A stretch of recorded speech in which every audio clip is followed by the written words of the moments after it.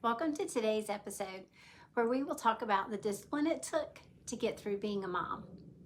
For 18 years, you made sure your kids got to every practice, finished every project, and followed through on every commitment, even when they didn't feel like it.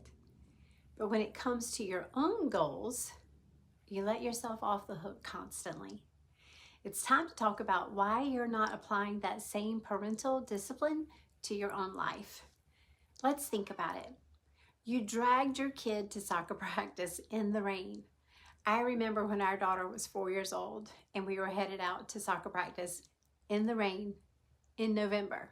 She was not happy about going. She looked at me and she said, "All I do is run after the ball." And she wasn't wrong, but she was on a team and we were committed. You have sat through countless piano and/or dance recitals. You made them finish their science project even when they were tired and cranky. You didn't accept "I don't feel like it" as an excuse because you knew consistency was how they would improve. But when it comes to your own exercise routine or your own creative products or your own personal goals, "I don't feel like it" becomes a perfectly valid reason to quit. You have spent decades being an amazing accountability partner for your children, but a terrible one for yourself. So here's the thing. You're not lacking discipline. You've already proven you can be incredibly disciplined. Just look at how you managed your kids' lives. You've coordinated schedules, enforced bedtimes, made sure homework was done, and kept everyone fed and on time. You were basically a professional life manager. And those skills didn't just disappear whenever your kids left. You just stopped using them on yourself. With our kids, we knew the stakes. We knew that missing too many practices meant getting cut from the team.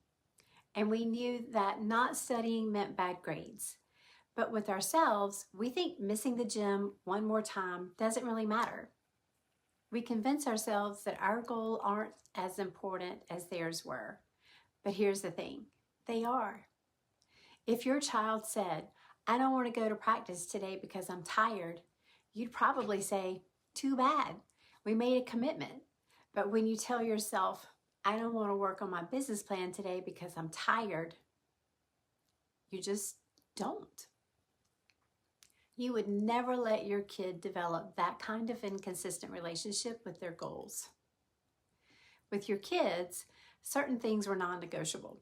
School attendance, finishing what they started, showing up for teammates, treating people with respect.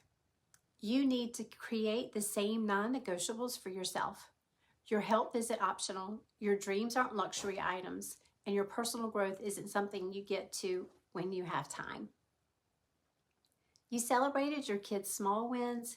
You pushed them through hard times. You believed in them even when they didn't believe in themselves. You showed up for them consistently, not just when it was convenient. So let me ask, when was the last time you treated yourself with that same level of care and commitment? Schedule your priorities like you scheduled their activities and don't cancel on yourself. Set consequences for not following through. And find an amazing accountability system. And most importantly, stop accepting "I don't feel like it" as a reason to abandon your goals. You didn't accept it from them, don't accept it from yourself. Listen, you've spent decades proving you could be disciplined, consistent, and committed, just not for yourself. Your kids learn to follow through on their commitments because you taught them that's what responsible people do. Now it's time to model that same responsibility for your own life. You're not asking for too much when you want to stick to your goals. You're just asking for the same level of commitment you gave to your children. And honestly, you deserve at least that much from yourself. If you're ready to stop being your own worst accountability partner, subscribe for more real talk about life after kids and tell me in the comment, what's one goal you keep making excuses for that you would never have let your kids make excuses for? It's time to hold yourself to your own standards.